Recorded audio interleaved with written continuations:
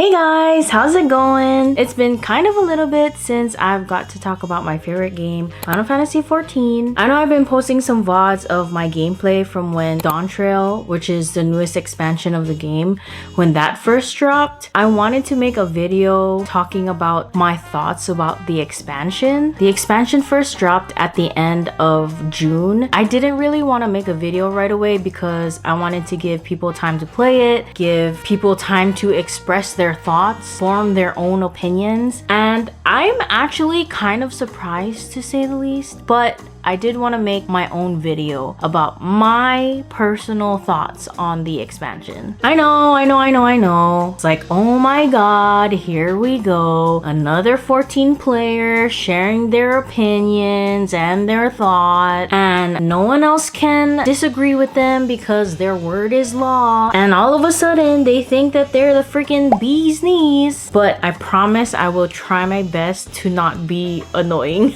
Keyword try. Keyword is try, okay? This is a spoiler alert. If you have not finished Final Fantasy XIV's DAWNTRAIL and you do not want to get spoiled on anything, do not watch this video. There will be hella spoilers. I'm warning you. This is your last chance.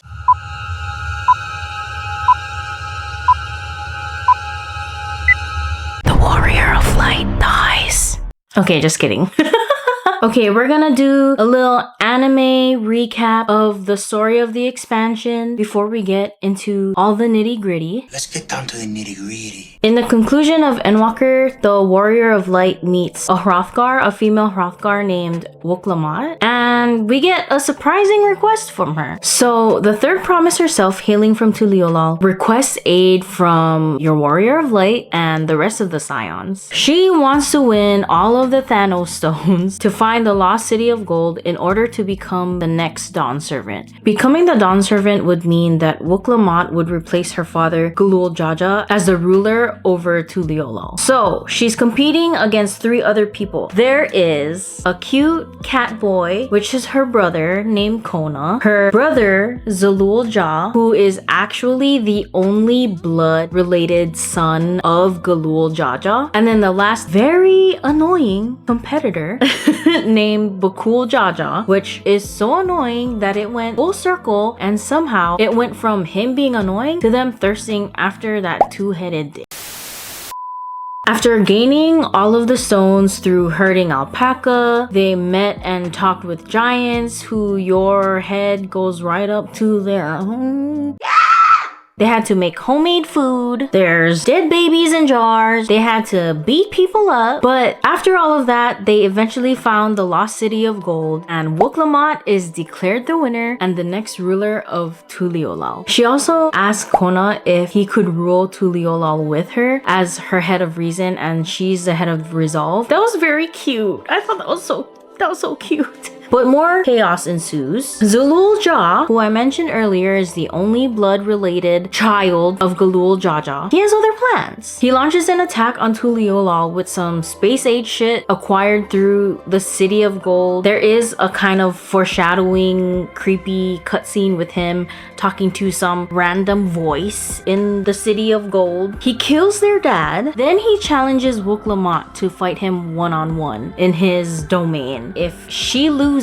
then he would obliterate Tuliolal completely, everyone and everything in it. The crew sets off to his domain, which is this dome that appears in the middle of Texas out of nowhere, and they get blasted 30 years into the timeline once they step into this dome. This is kind of where things get really messed up. Inside the dome, they meet someone named Sphene. She has like a very interesting getup from the get-go. You can tell that she's from inside this area, but not from Eorzea, not from this time. And she introduces herself as the Queen of Alexandria, which is the area inside of the dome. Alexandria, however, is actually originally from a different shard, but that shard was destroyed. They were able to travel to the source using a mysterious key that they mentioned and a precious resource from their shard called Electro. So apparently now Boljaa and Sphene is ruling putting this Alexandria together. Then you find out that in this Alexandria, people don't actually die. Everyone has a gadget, and this gadget uses the stored souls to revive the wearer if they've accidentally died. But then when people die of natural causes, they can't be revived like that anymore, and they actually are dead. And then their memories get uploaded to this cloud like an iPhone photo, but then no one can remember that they even existed. It's kind of strange. Eventually, Zalulja baby rages, and then he attacks his and Sphne's own people. And then the party chases him to the forbidden 12th floor of the tower, where you and the Scions end up defeating Zalulja. But Queen Sphene has other plans. At this point, we realize why the Warrior of Light is so fit, because we are always chasing these freaking enemies. You end up having to chase her too, and guess what you find? That's when you end up in the real lost city of gold. When you first get there, it looks normal. You see so many people walking around this beautiful city. It's all gold everywhere. There's a bunch of lights, there's different flora, there's different animals and monsters. But then it kind of gets a little more dark. Every single person that is walking around are actually called Endless. They look like real people, but they're really just memories of the dead that have, for lack of a better word, come back to life. And that's when you find out that Queen Sphene is actually an Endless. Unfortunately, Kakiwa, who is Erinville's mother, is also an Endless. Cryol's parents, also an Endless. Basically, at this point, you've already defeated Zalulja, and what you're trying to do is stop Sphene from going through with the plan to kill everyone in Tuliolal, because she's trying to get more souls in order to keep her Endless alive. In order to stop the destruction that she wishes to cast upon the whole city, you have to shut down these 4 different memory cards that holds everyone's memories, but that also includes people saying goodbye to their loved ones for good. When all is said and done, Zalulja has been defeated. Queen Sphene is shut down along with the lost city of gold, but Tuliolal is saved. Wuk Lamont and Kona continue to rule together as the head of reason and the head of resolve, and the Warrior of Light actually gets the cool looking mysterious key. And then we wait for the next main story quest. There is a lot more details that I missed in the recap, but I'm just trying to give, I guess, like the major parts of it. If you want the full story, I'm definitely going to be continuing to edit my VODs from my Twitch streams when I was streaming the main story quest, but I'm sure you can also look up other creators on YouTube that have like the lore and the whole story, so definitely check them out, because I know that there's a lot of videos out there that will cover the story way better than I have with my basic bitch summary, okay? Now, to get into the opinions that will make people like me or hate me, or I don't freaking know. I have a lot of thoughts. They're not all good. They're not all bad. Maybe some are controversial, because if you're a part of the 14 community and you have a Twitter, then you have seen many things. Some you wish you would not have want to see. You've seen it, I'm sure. Let's get started. First of all, I love Wuk Lamont, okay? Okay. Lock me up, put me in a jail cell, whatever. I freaking love her. I thought she was a freaking great character, and I don't know, I just love her so much. I will do whatever it takes to protect my little Shabral bean, okay? It's funny because I actually did think she was a little annoying at first. It was kind of like when you meet someone for the first time and they're kind of all up in your space, or like crazy hyper, or I don't know, like trying too hard, or like that kind of, I guess, attitude. Just when someone is trying to be your friend and they come on kind of strong. I think that was when we first met in Old Charlian. And, you know, throughout the story, there were points where I was like, girl, come on, girl, like, get yourself together. You're gonna be the ruler of freaking Tuliolal, you know, come on, you got this. She grew on me. I feel like Wuk Lamont is so relatable. Something as simple as getting on a fucking boat and getting seasick, and then all of a sudden she's like, woe is me. I can't rule Tuliolal because I get seasick, and no ruler can have an icky tummy at any point in their lives. And it's like, Please, if you tell me that you have never thought like that in your life, that you have never doubted yourself because of a small ass silly thing, then you are lying. I was like, ooh, that's me. That's relatable. I was like, that kind of hit home. And then I can't get that scene out of my head where all of the competitors are coming out of the palace and there's like everyone on the sidelines and they're like, woo, Kona. And they're like, woo, Zalulja. Woo, Bakul Jaja. I want to murder everyone with you because I want war. Like, and then everyone left before Wuk Lamont even came out. Then she was walking out. There was barely anybody there. There were like two older peoples that was cute and went up to her and was like, I also want peace. I hope you become the Dawn servant. dude, I was so mad. I was like, Where the fuck is everyone going? She didn't come out yet. What the fuck? Y'all come back here and y'all stand here and stare at her and clap for her because she is a part of this competition. I was so fucking mad, dude. And then there was that group of people that were talking shit about her right there. I was like, Let me know when, Wuk Lamont. Let me fucking know when, and I'm ready. I'm ready.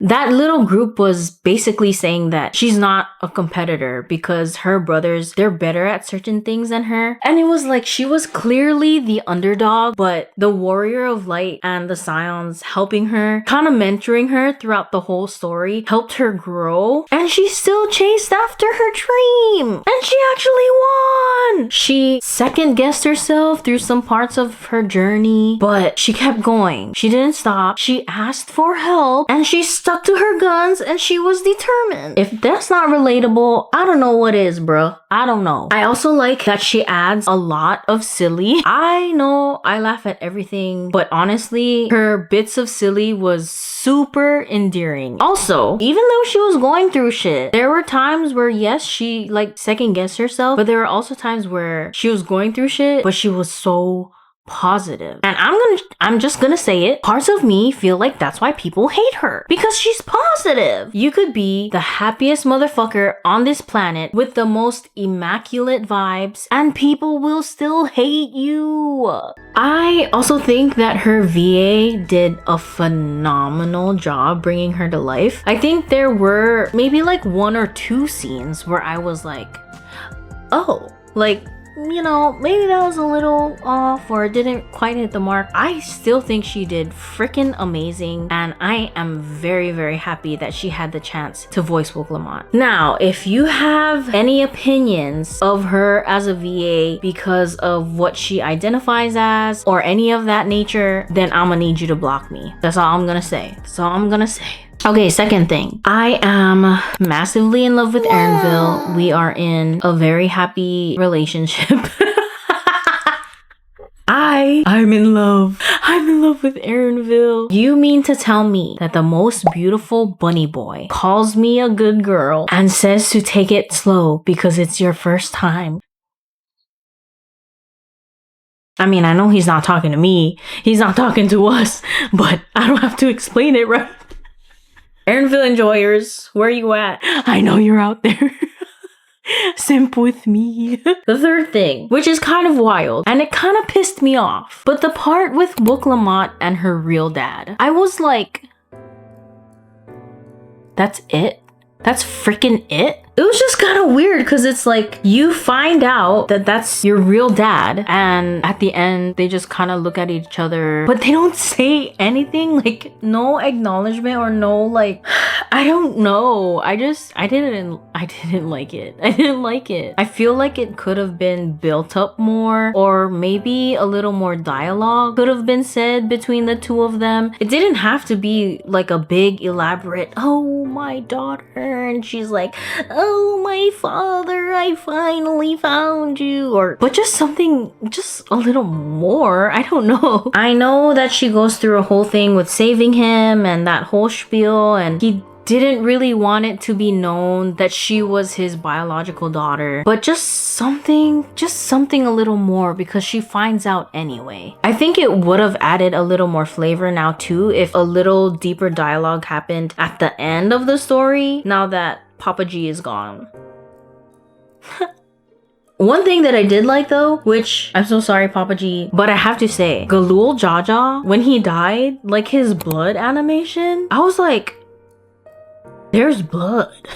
That was more blood than I've seen in FF14. I was like, damn, that's a lot of ketchup. You never really saw the person actively dying and blood was coming out like that. I don't know. Maybe I'm misremembering. Comment if there's other scenes that I've forgotten, but I feel like this time I was like, oh, they're adding a little bit of blood in there. I kind of like it. It seems more mature.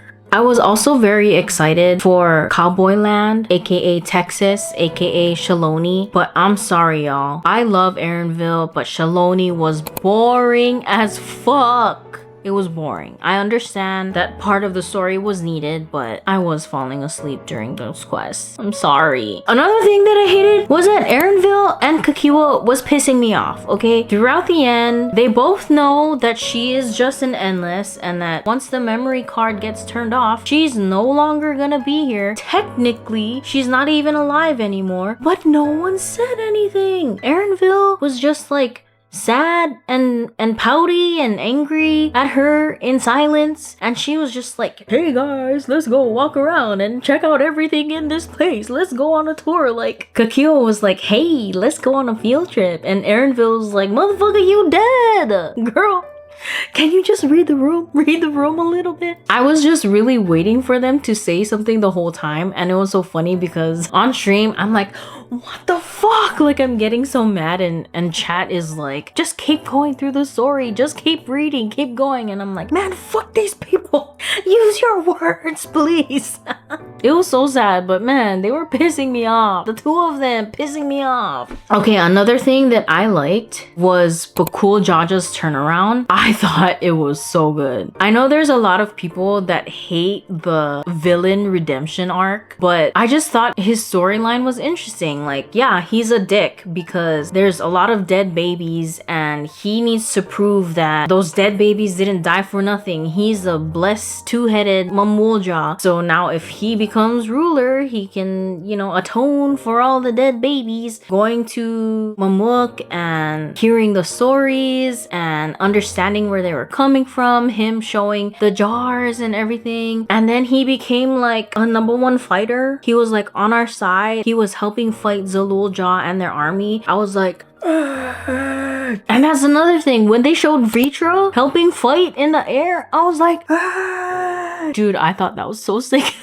But I love Bakul Jaja. At the beginning, he was a fucking dick, okay? No one can say that he was not a dick, because he was a dick. But I did like his turnaround. I thought his story was really cool. He was just very like gung-ho for Wuk Lamont and everyone at the end. And I was like, okay, bro, I guess you aight. The last thing I will talk about, I really liked the end of the expansion, mainly because it fucking wrecked me. Anything that moves me emotionally, I get very tied to, and the end of the expansion just really hit me to my core. This was when they were walking around the real lost city of gold, and they were talking with all of the loved ones and all of the endless that had passed away. You know, they were kind of talking about how our loved ones pass on. The people still here long for them, they yearn for them. So when you get to a place like the lost city of gold, how easy is it to just shut them down? In the technical sense, they're no longer here in flesh, but you see them walking around acting like the person, and it's just kind of like, it just hit me a lot. I had lost my 2 grandparents and one of my best friends in my 20s, and grief is a silly thing. Sometimes you're okay and sometimes you're not, and I feel like this part of the expansion helped me heal a little bit. Oof.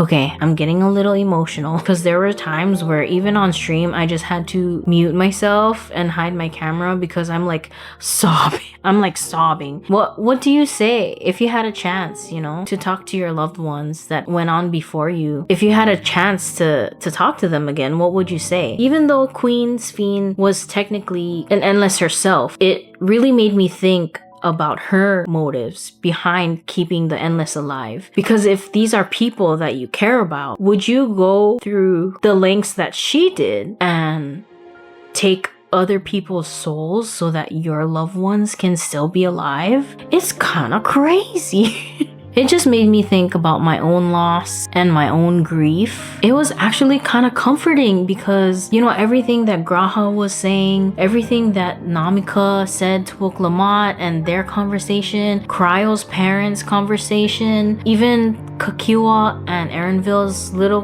bits at the end, like, it made me really feel comforted.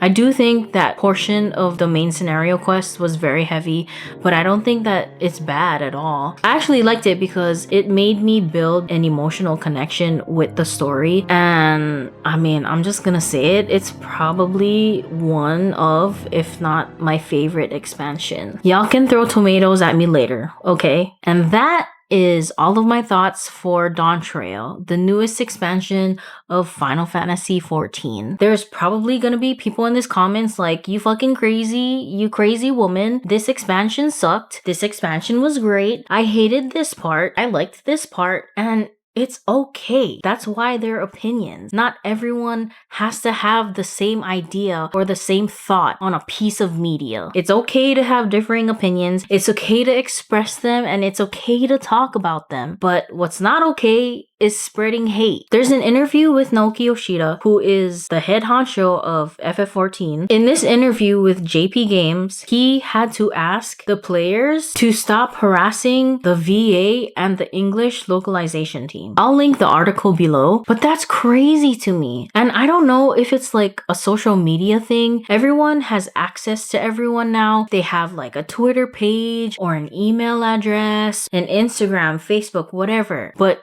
I feel like social media has made it to where everyone is sharing everything that's in their head, sometimes unfiltered, and that's kind of not healthy. Like I said earlier, it's okay to have differing opinions, but with everything that we see on the news, everything we see in articles, why do we want to keep spreading more hate? It may seem like a silly comment, but there's people on the other side of these screens that are just trying to live a life, you know? They're just trying to live. They're just trying to be alive human beings. And we're all just trying to make it through this life. So have differing opinions, but have healthy discussions. Be kind to one another. Don't spread hate, just spread love. Just be kind. I feel like that's what we all need in this world.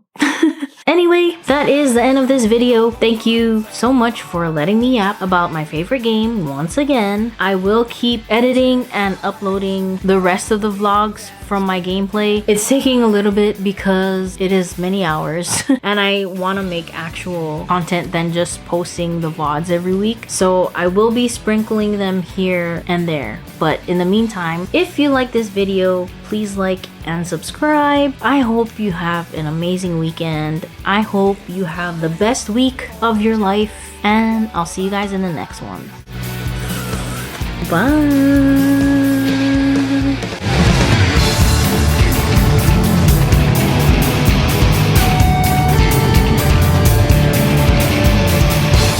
Oh, and the music slaps. Shout out to King Soken. He never misses, yo. He never misses.